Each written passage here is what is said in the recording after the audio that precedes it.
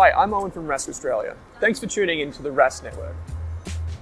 Before we get into today's show, there are a few things we have to go over. Firstly, what you're about to hear and see is limited to general information only. It's not personal financial advice like you get from a financial planner. Also, it's important to remember that past performance is not indicative of future performance. That means that anything that's happened in the past, or we say today, is not necessarily going to reflect what happens in the future.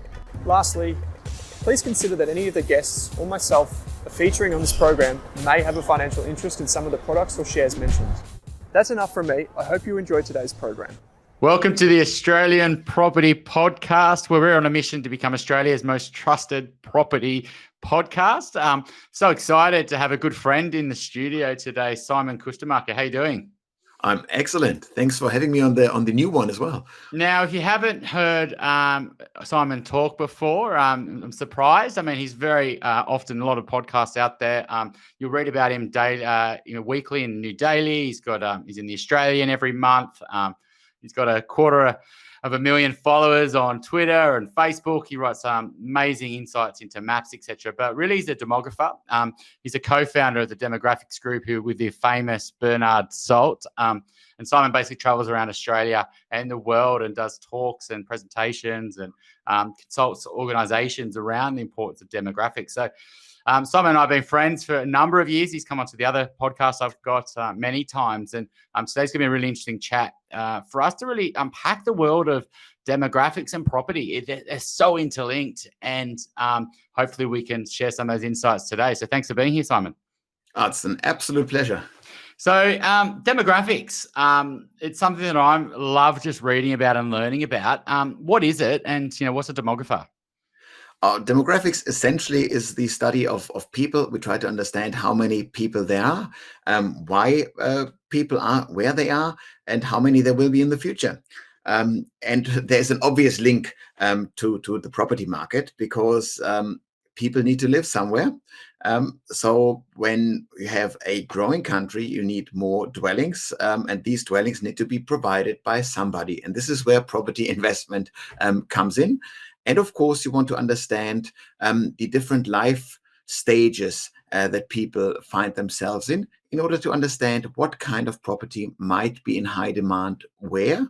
And you always want to be a couple of years ahead in your thinking as a property investor, so that you can have properties that are attractive for renters, that of course have a nice reselling value in a couple of years down the track when you might want to sell the piece.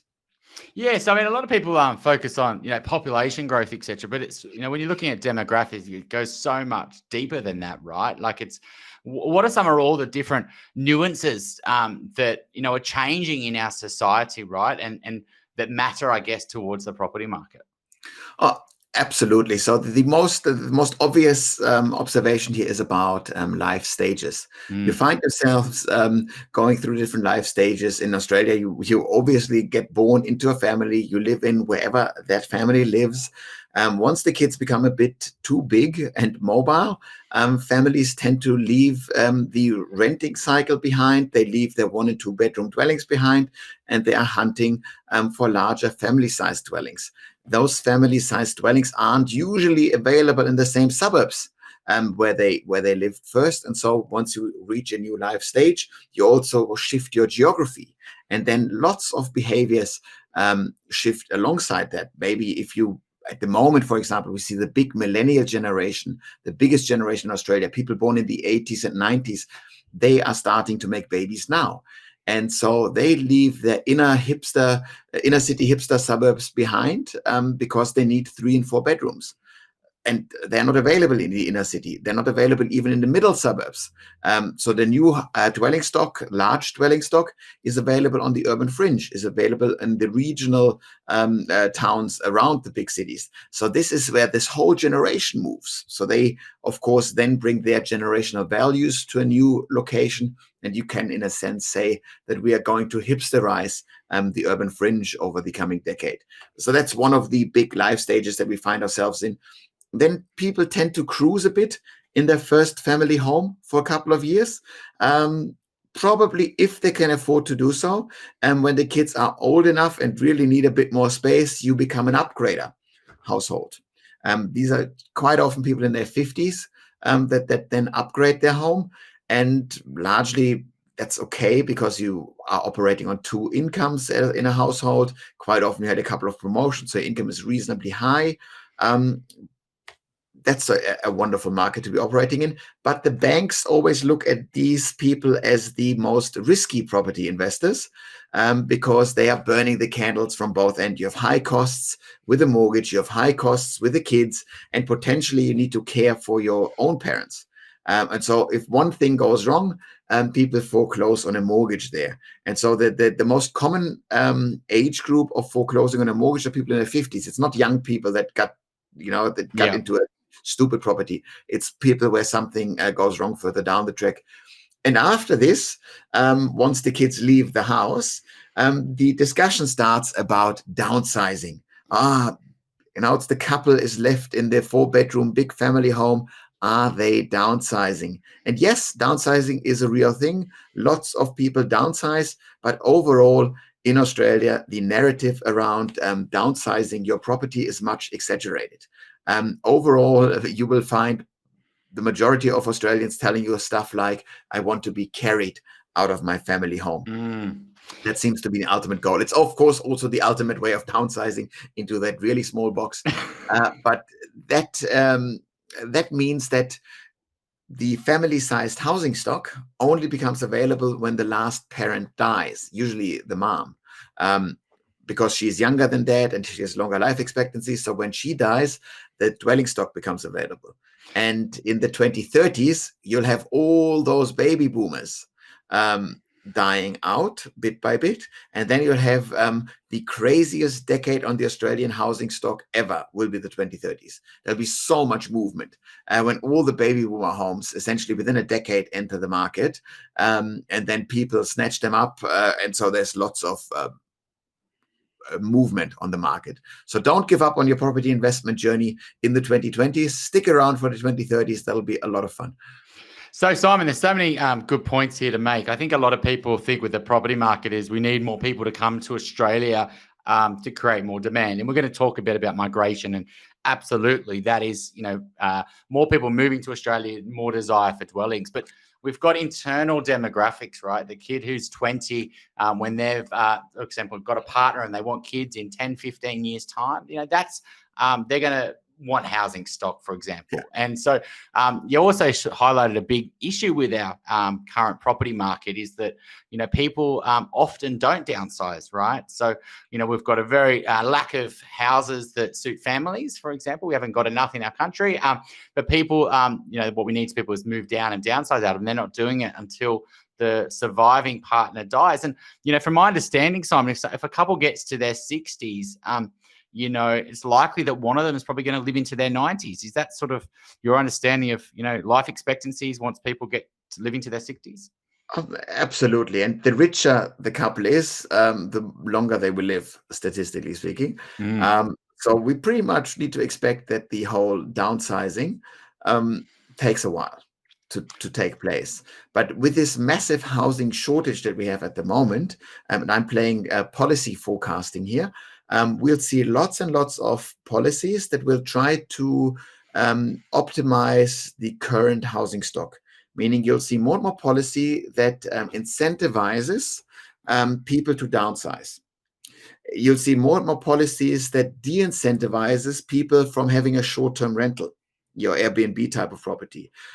You'll see probably massive tax hikes on anything that smells like a holiday home that is only occupied for a couple of weeks per year. So I'd expect all of those things to creep up bit by bit, make it a bit more intense with every election cycle. That's the policy guessing game that you want to do in the background when you try to think about what investment property might be good for you. So, Simon, what are some of the key trends? Like when someone's looking at the property market, obviously they want to make sure that they're buying an asset that really suits the demographics, right? So, if you've got a lot of people entering the family stage and you've got a house that's suits them, and there's a lot of people wanting to upgrade into those properties, that's a great thing. But or for example, you've got an apartment and the market's shifting towards families and none of your families want apartments, for example, in this situation, that's maybe not great demographics for that type of a place. So, but what are some of the other trends like migration or working from home? Like, what are some of the other trends people should be watching when they're looking at the property market? Exactly. Well, let's start with migration. That's the obvious big topic. The more people, the more demand for property. But migrants tend to fall into one of two categories only. They're either international students, so these are people 18 to 22, 23 years of age, so young people. And the international students, they all know one address in Australia. That's the address of their university or their TAFE or whatever it is. And so they will move as close as possible to that one address that they know. And they tend to occupy a one-bedroom. Maybe they share an apartment with somebody, so it's a two-bedroom. They might move to a purpose-built student accommodation. But they are all inner-city apartment dwellers, essentially. So they're super, super condensed geographically. So, and we will now be seeing in this year, we will see record high migration intake, largely driven also by international students. We know where they're going. Inner city market is international students. These are people, even though they might come from rich families, that are not going to splurge on property. Mm-hmm. They try to keep costs reasonably down. Yeah. That's happening. Also, migration is young, skilled migrants. These are 24, 25 to 39-year-olds.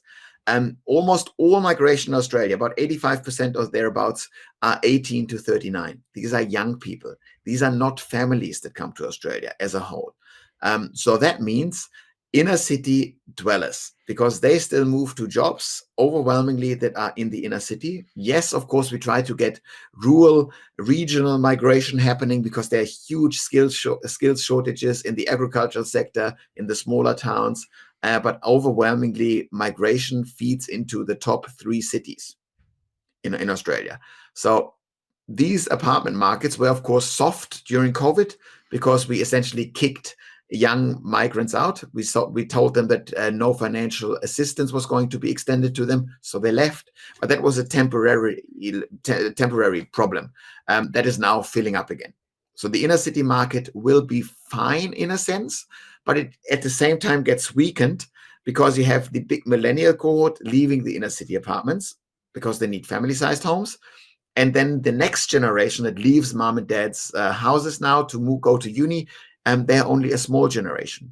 So they alone aren't enough to make up for the loss of millennials in the inner city. But now that we are moving into a phase of record high migration intake, even the inner city apartment markets should be fine. That's just what Demographic suggests. And really, they're fine because we didn't build enough houses over the last 20 odd years, to be quite honest. So these are two drivers. That's the migration driver. Then you spoke about working from home. What working from home really did is that it widened the geography that people are willing to live in. Because most people don't work from home all the time. Most people still go to the office sometime, maybe once, maybe twice a week. But when you are only going to the office occasionally, all of a sudden, more and more people are willing to do an extreme commute. And it is absolutely comical on maps to see that everything within a 2-hour drive time radius of our capital cities grew. People are willing to commute that far, but not further. If you go to a town that's 2 hours, 15 minutes away, nobody's moving there. It is hilarious to see. And so that trend will stay. When we talk about working from home as a phenomenon, is this just something that will pass? No, it won't. You'll see lots of articles every week of a boss that says it's time to go back to the office.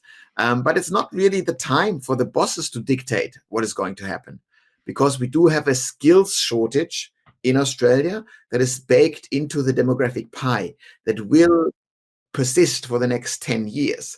So it will be workers calling the shots, and workers want to work from home more. They want to spend more time with the family. They want to cut down on the soul-destroying commute. So always think that the hybrid approach will be the future, Mm-hmm. and think that we are within the hybrid approach. Working from home will win out a bit over working from the office. Simon, I guess Australia's got a few challenges, right? We've got some super cities. We haven't got lots and lots of million people cities, right? And we're also a knowledge sort of economy. Remember we were having a coffee down at Burke Street Bakery in the city a few years ago, and you sort of enlightened me a little bit around the power of our movement to a service-based economy and the knowledge workers. Like, how is that? Why is that so important to understanding our sort of how we're prisoners, I guess, to living close to our capital cities? Yeah, excellent point. So the whole world of work changed. In the 60s, we all had manufacturing jobs in Australia. These are jobs that are clustered in a couple of industrial cities. They're clustered on the urban fringe thereabouts. But then, bit by bit, those jobs got automated, got outsourced as well.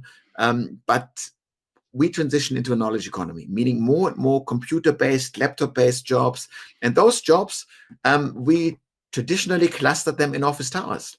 And all of those workers, the banker, benefited being next to the accountant, being next to the IT company, next to the lawyers. And this world of work in a knowledge economy really wants a CBD that is as tightly clustered as humanly possible.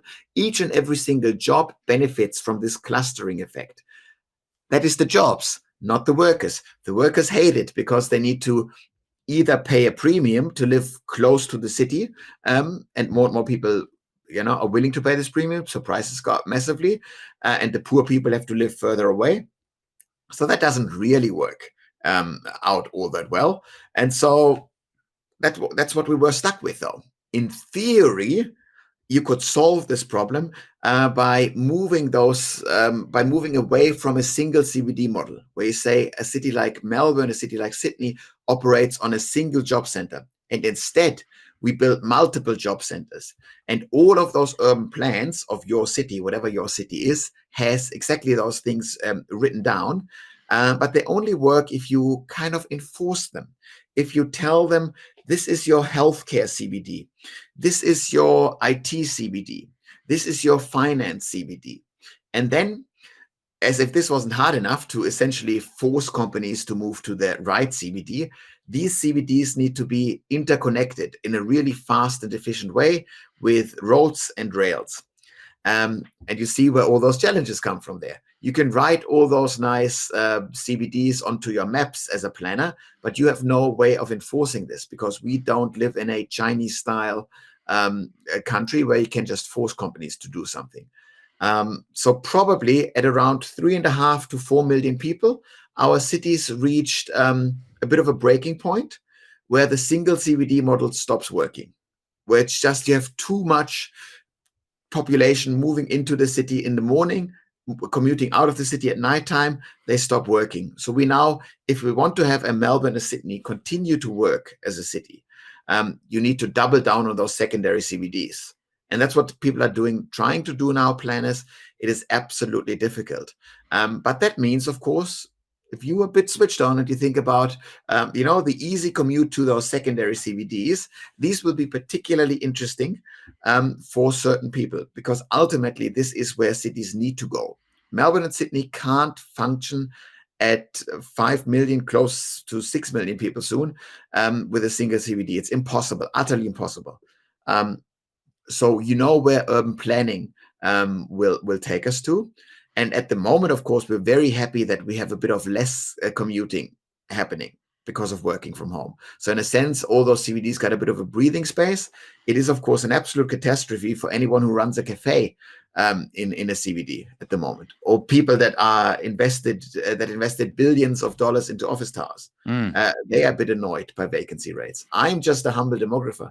I can just talk about this. So it doesn't faze me. But in the long run, of course, remember, even though more and more people in relative terms work from home on any given day, a city that grows at 100,000 people plus per year, eventually CBD will fill up just fine and will absolutely overflow and will be completely dysfunctional again. So then we need to really be smart about, Melbourne is doing the suburban rail loop. a thing they should have done 50 years ago. And now it's only done. It's not too late. It's never too late, but it needs to be done now, and it needs to fight through lots of legal hurdles.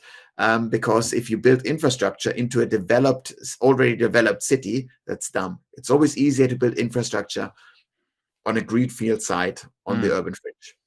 So, I mean, from my observations, it's really hard to us to create another Sydney, Melbourne or Brisbane, right? But we are definitely going to be growing our population over the next 10, 20, 30 years, right? Through our good demographics, but also with importing lots of people in their 20s and 30s, as you said before, and then them having families, and then their kids having families, etc. But we're not going to create big cities. You know, if anything, we're going to try to make our Sydneys and Melbournes and Brisbanes work better, right? And maybe some type of train link to get into these cities, to make it a bit faster, etc. Is that sort of how you imagine, you know, our country to grow, is just through, you know, even doubling down on our cities and not creating new cities? Well, let's be quite honest. Let's just play a game here. Let's say you are the one major planning authority. Australia is going to double in the next 65 years. It sounds like a long time, but it's not.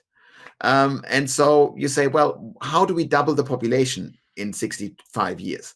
Are we just saying every city needs to have twice as many people? No, that's a dumb approach. It really means that we need to create more major cities. So that means, from a structural perspective, it means you'd want to see smaller cities have higher growth rates than big cities. That means a Newcastle should grow at a much faster rate than Sydney. Geelong, Bendigo, Ballarat should grow at much higher rates than Melbourne. What new cities could we build? How big could a Townsville get? How big could all those lifestyle destinations around the East Coast be? If we decide that most of the new 26 million people over the next 60 odd years live along the East Coast, then you need to have a major rail link running across the whole East Coast. That's absolutely necessary if you wanted that approach. At the very least, we need to have within each state, we need to have high-speed rail from the major CBD of the big city to all those major secondary cities. That needs to happen. It needs to happen eventually. And in infrastructure, we say if it needs to be built ever, it needs to be built now, because then it's cheaper. We need to do forward thinking. It's always easy to be a bit cynical about politics and say we never do forward thinking. We're just after the next election cycle or so. But Australia has proven often enough that it is capable of long-term planning. The best example always is the superannuation scheme, an absolutely ingenious policy that understands demographics, that understands that we are growing old as a country, even if we get more and more migrants in. And we therefore need to find a way that everybody pays for their own retirement. And that's what superannuation is at its base. It makes sure that you pay for your own retirement and that you don't rely on the pension scheme, which is everybody paying for your retirement. So we have a history. We have a good track record of long-term policy. And I'd hope a bit more of this would enter the world of population planning. So Simon, on the other points too, for people sort of to track with demographics, I mean, an interesting one's interstate migration, right? A lot of people are leaving New South Wales and moving to Queensland, etc. What are some other little quirks, I guess, when people are studying what people are doing that you think is really important to understanding the future of property? Yeah. So interstate migration is, of course, simply the internal population reshuffling. And so the reason why New South Wales is always bleeding population, losing population to the rest of the state, is not because it is a godforsaken hellhole that you want to get rid of.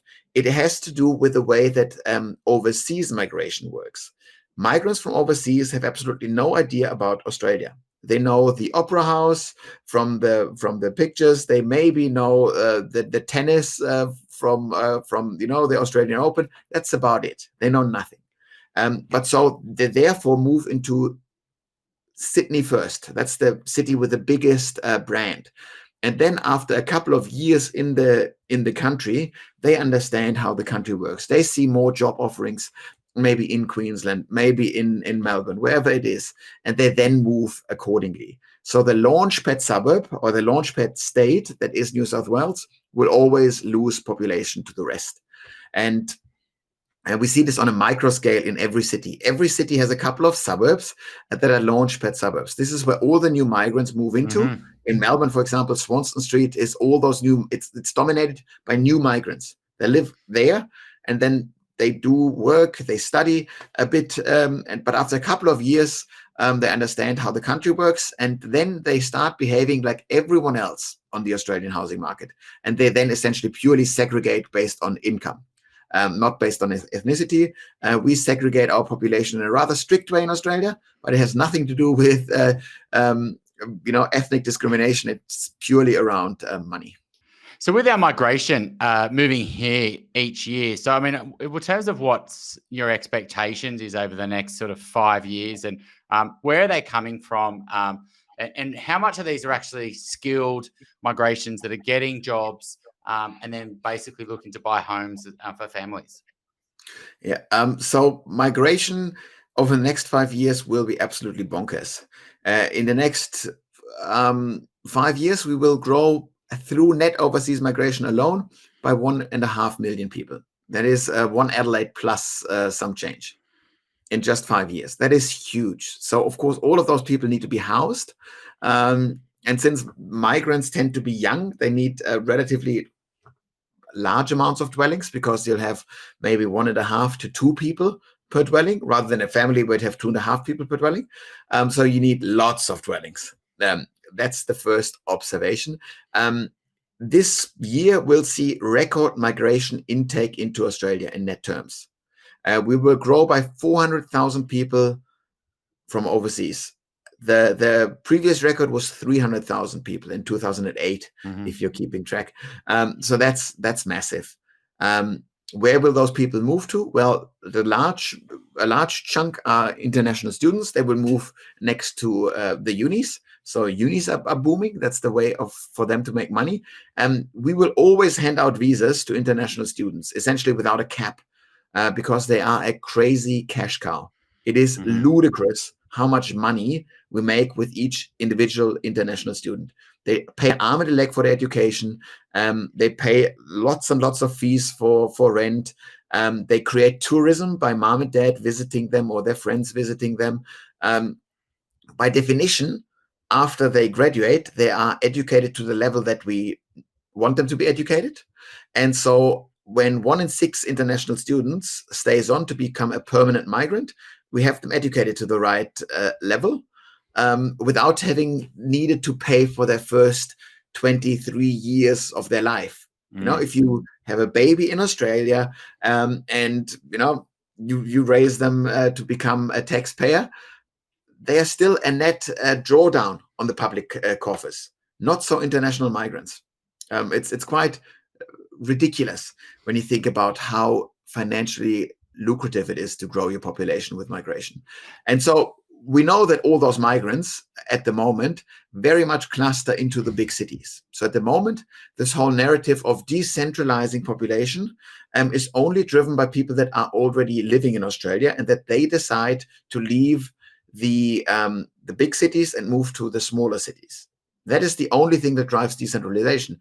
Migration at the moment only feeds into the big cities. And they might choose to live elsewhere after a couple of years, but we're not channeling enough of the migration into the regions. The regions wouldn't be all that unhappy with more people in theory, because they have big skills shortages, but also now most regional towns have a housing shortage. So they want more workers, but they don't want more people, if you will, because they need to house them. So everything in Australia, all those skills shortage stories, all those, how do we grow our economy stories, they come back to housing. Housing is an absolutely unsolved cornerstone issue in Australia. And by now we'll see more political appetite in solving those housing issues. So the next couple of years, there'll be lots of regulatory changes coming our way, simply because the sheer order of magnitude of change now absolutely forbids that the status quo continues. So as property investors, that means you need to be very switched on, very much tapped into current changes so that you can read the signs of the times just right. So, Simon, we're in a global talent warfare, right? How does Australia sort of appeal to, the global talent? Are we sort of holding our own, and have we sort of come out of COVID as a better on the list, or do people look at our tax system, our housing system, our where we are in the world? How do we look? On international comparison, Australia is doing just fine. How many rich democracies with a good lifestyle offering are out there? It's a limited pool of nations. Throw in an English language requirement and you're essentially down to nothing. So you don't have all that many nations. We are without competition almost. That said, overall, globally speaking, the skills shortage is a global thing because you have the big baby boomer generation leaving the world. Of course, the world is aging. Human population in about 40 years' time. The migration age, so those people that are able to do work, to reinvent them, 39-year-olds, that is going to stagnate in about 7-8 years' time. So then the global pool is, so the competition will only get bigger. That means the Australian concept of just growing your population growth comes from migration, is getting harder. At the very least, the 2030s will be the last where we get cheap migration, or even into this country. We might soon need to subsidize migrants, or we might, countries like Germany, I'm from, a country with an absolutely terrible demographic profile, where they might want to let their young workers leave and rightfully say, in my case, hey, we paid for your first, we paid for birth, your school fees, your uni fees, your medical costs. And how do you thank us? You thank us by paying your tax, but at the moment you are still allowed to move freely. Who knows how these things will develop in the future? There might be free trade zones where, quotas that they allow people to be. We might even view a future where the world looks like the English Premier League, with where one striker, a certain transfer is being paid. We might have a bit of an extreme scenario. So migration will be harder as other nations. Australia usually has all the draw cards working in their favor. So, Simon, absolutely. I think understanding the migration changes, you've already hit the nail on the head. I can see this coming as well. Lots of regulation change around housing policies is absolutely going to happen, to downsizers, to help first home buyers, to encourage in our regions, encourage more housing supply in the first place, things like build to rent, etc. What's some of the trends that you're sort of watching at the moment with demographics that, are quite interesting for you to sort of watch over the next 5 years? Well, my big thing that I have on my radar, I had it on my radar for a couple of years, and I think it is going to happen over the next couple of years, probably even this year, is we're going to take massive powers away from local government. We're going to refocus planning power in the states. The states will not allow local government areas to veto all that many housing projects that they've done in the past. So as a structural issue is that as a local government area, as a local planner, a local official, you should always block every development that comes your way, simply because somebody will hate it. And if it's really important, VCAT in Victoria, NCAT in New South Wales, they will push it through anyways. And you can wash your hands clean and say, hey, the evil bureaucrats did it. I would say, think that your local government area will lose powers, but that they will be handed very strict housing targets from their state governments. And if they get punished in some way if they don't fit those targets. I'm seeing this as a real possibility. This is slowly inching our way, and think that your local government areas are going to be weaker. That means that more developments should be able to be pushed through faster. So I think this is the NIMBY are going to beat the YIMBY are going to beat the NIMBY. So one of the big things that has been supporting our property prices is the underdevelopment in areas that people really want to live. We've built houses and apartments in little in pockets, and we haven't built any new housing stock or apartments in other pockets, for example. And I think you're right. I think there's a rental crisis, there's a housing unaffordability crisis, and we can't rely on the local governments to deliver that housing because they, like you said, they're not delivering it because they know that the voters don't want it. And so what you're sort of just suggesting here is that it's not going to be a choice for them anymore. The state government are going to enforce it and set big targets on individual councils, and rather than them just, for example, undersupplying dwellings for the Australian people. So I absolutely can see that happening as well. And it's not going to be across all of our suburbs, but in particular around train stations and good infrastructure links and our busy roads and our main roads. These are the areas that councils are likely going to have to take it on the chin. And when people look at suburbs today, they're going to have to say, well, I know they haven't built anything in these suburbs in the past, but we can't rely on the NIMBYs, winning over the next few decades. I think there's going to be changes in these suburbs. So I'm watching that just as much as you, Simon. I think it's very interesting. Thanks so much for coming on, Simon. I think we'll definitely get you on in future episodes. Demographics are a huge part of the property market. And the more that I learn about housing formation and what's happening when people get divorced and kids and people living longer, all of these things impact the property market more than people expect. So thanks for coming on, Simon. It's been a big pleasure.